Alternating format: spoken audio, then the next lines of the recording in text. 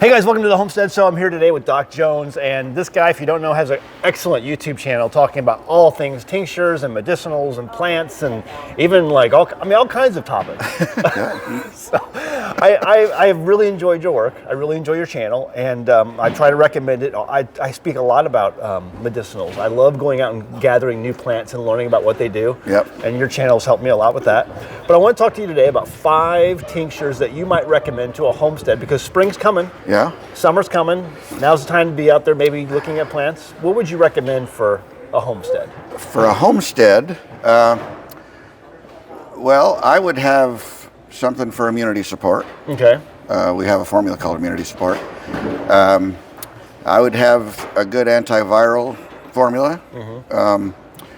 We have one called Shooflu, SHOOFLO. What's that made out of? It's got mullein and echinacea and elder and St. John's wort, a lot of really good antivirals. Mm-hmm. There's other individual plants that are great antivirals, sweet wormwood, just a lot of plants that seem specifically pine needle. Fantastic for respiratory viruses. So I'd have something for immunity support. I'd have something antiviral. I'd have something for pain. Mm-hmm.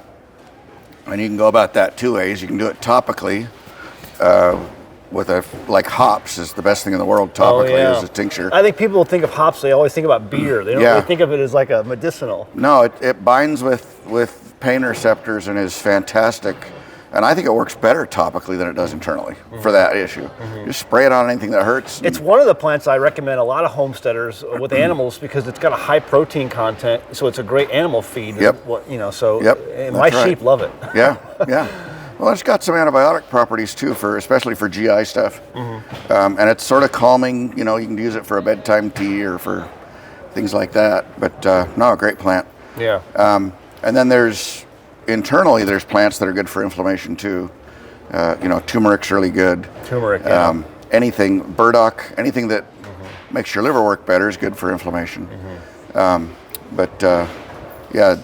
Joint support, stuff like that.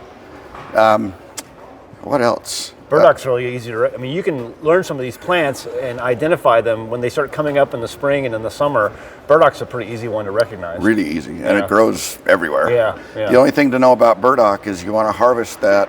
It's a biennial. Yeah. And the root's the medicine, so you want to harvest it either late fall the first year or early spring the second year before it shoots up. Okay. Because once it shoots up, it's not thinking about roots at all anymore. Okay. Pulling everything out. Right. So get it in the spring. That's when they're biggest, and before it shoots up to flower. Excellent. But that's a great plant, and that's a great plant for, GI stuff and bladder and kidney stuff. It does everything. Yeah.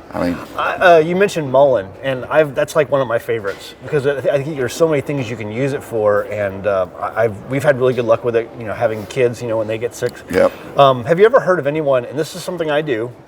Have you ever heard of anyone actually using the tincture for something like that, and then putting it into like a nebulizer for lung support? I haven't, but historically, the Native Americans used to smoke mullein, and get it in that way. I've never done that, but I don't know. Yeah. I don't know why that wouldn't work. Because it's kind of like a lung support. Yeah, it is. It is. But I know. Two things. First of all, the smoke of it is medicinal. And second of all, that burning it doesn't hurt the chemistry at all. Right, yeah. It's pretty stout stuff, apparently. No, it's one of my favorites. It's one of my favorites. Yeah, great plant. Plant it's a good expectorant for getting stuff out of your lungs. It's a good cough suppressant for getting you to quit coughing. It also has some antiviral properties, especially for respiratory stuff. Yeah, that's fantastic, especially really with all the flu things and stuff going around right now. Everyone's worried about stuff like that, and it's just seasonal anyway, so it's a great plant to have on hand. Yeah, it is. It's easy to recognize. Yeah. Can you talk about the 2-year cycle of it? So mullein's a biennial too, but with mullein, the root has some medicinal properties too, but we don't use the root for the respiratory stuff. Mm-hmm. The root's actually good for back pain, and it's good for urinary incontinence, little kids that have trouble. Oh wow. But for most of the respiratory stuff, we're going to use the leaf. Okay. And it doesn't matter very much when you get that leaf. They might be a little better, the second year when they're bigger, but I don't really care if it's a larger leaf. You use it. The flower is also good. The flower, in fact, is the best part. Really?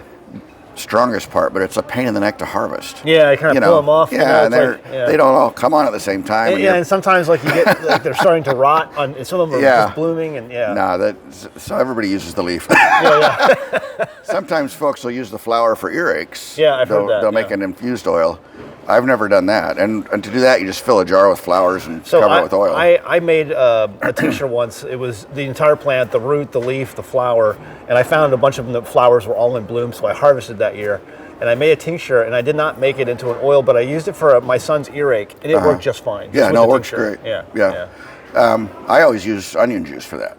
Oh, well, yeah, I've heard that too. That's the best thing in the world for an earache. Just crush an onion, squeeze it through a handkerchief, poke the kid on the couch, and fill up his ear with onion juice. And, that always knocks it out. Yeah. And you don't have to go out and pick mullein flowers. Yeah.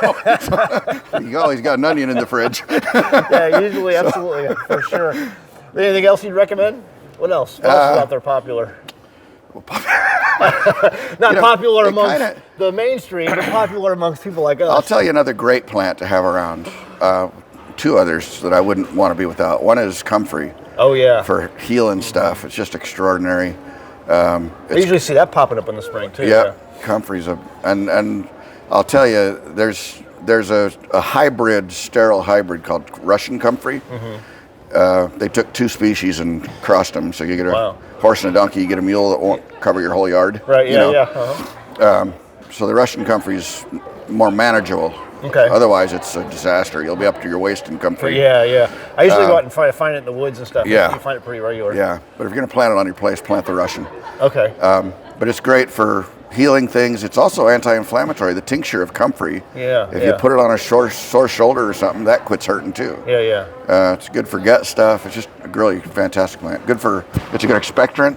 Yeah. For lung stuff. It's just a great plant. One of the videos you did a while back, and I really enjoyed it, was just the whole overall thought of the video was talking. You mentioned berry and the berberine. Everyone's barberry, the barberry, and the berberine. Mm-hmm. Everyone's going into buying the berberine, and you made the point that use the whole plant. Yeah. I mean, maybe you could. And that's a huge thing, and I did a video on that, but it's. We're obsessed with this reductionist science, and the researchers. They want to isolate everything. They want to know exactly what's happening, and the plant's got 43 things in it, and number 14 is the one we want, and they push a button and there's pills coming out of a machine somewhere, a little more complicated than that, but, that's what they're doing.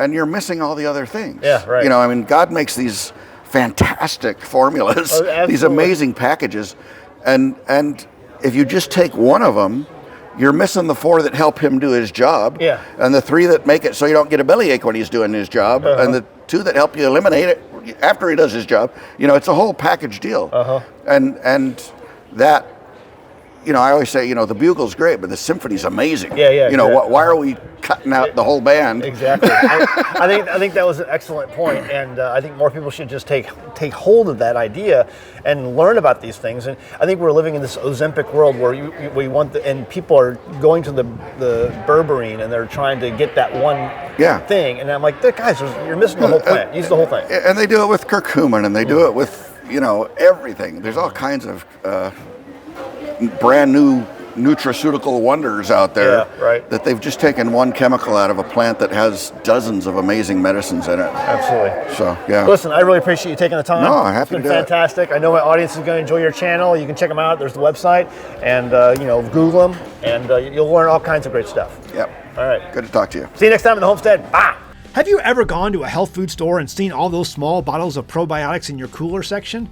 Man, can they be pricey. Are you really getting all you need to improve your gut health from those expensive bottles? How viable are they? Most of those products claim to give you between 8 and 15 strains of gut-healthy healing bacteria. Think of each strain of bacteria as a different factory in your gut. Each factory is responsible for breaking down that food in its own way. The more factories you have, the more the food is broken down and the easier the food is absorbed and digested by the body.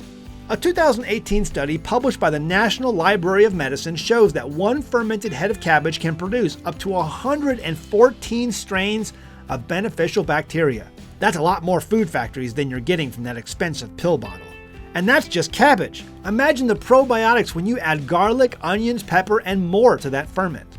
PerfectPickler.com and its home fermentation kits provide you with everything you need to get started making your own gut-healthy food factories from the comfort of your own kitchen. PerfectPickler.com even provides a jam-packed recipe book with many of our kits. Visit PerfectPickler.com and start fermenting your own veggies to begin your journey to better gut health. That's PerfectPickler.com.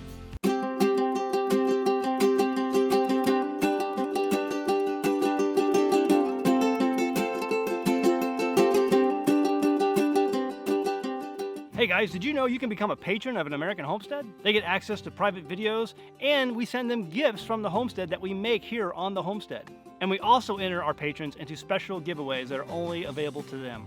And before you go, please check out these other great videos. Go ahead, click. Oh wait.